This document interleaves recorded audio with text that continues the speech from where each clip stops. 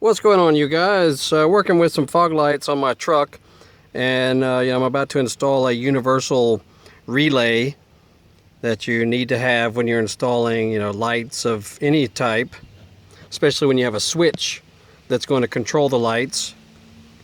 So these are pretty universal and used on all kinds of different types of lighting.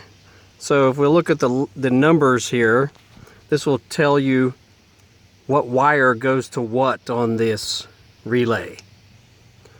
The bottom one there, the number 30, will come from your 12-volt power source, which could be a fused power source on your fuse box or straight from your battery or whatever, but it's basically the power itself that's going to energize this whole setup. We'll go to the number 30 on the bottom.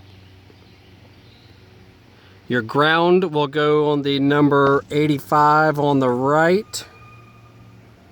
That little guy on the right side there will go to your ground source. That could be either on your frame or a ground strip, ground splitter, or whatever. That'll be the connector on the right, number 85. The one on the left, number 86, will go to the switch.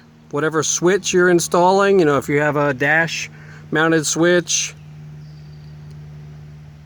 it'll go to the power of that switch. So that's the one on the left, number 86. And then the two remaining ones are both numbered 87.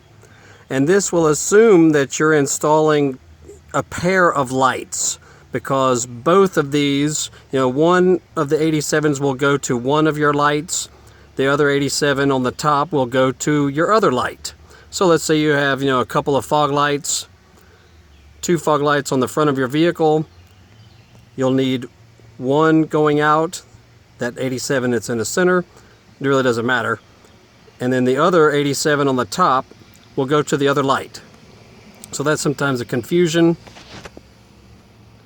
But this is a very universal relay, used on all kinds of vehicles and Jeeps and whatnot. And this happens to be for, a set of KC lights, but this relay is found all over the place. It's not model specific, it's not brand specific, it's nothing specific really, as long as you have the correct amperage of your relay.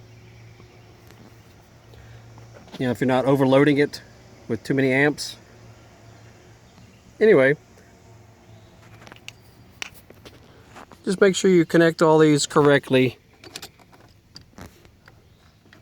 And just rewind the video and you can see it all over again. But you basically have your power source, your switch, your ground, and then the lights themselves. Power source on the bottom, switch on the left, ground on the right. Lights themselves will be the 87s, middle and top. There you go. Check out our other videos. We're always doing something. We'll see you.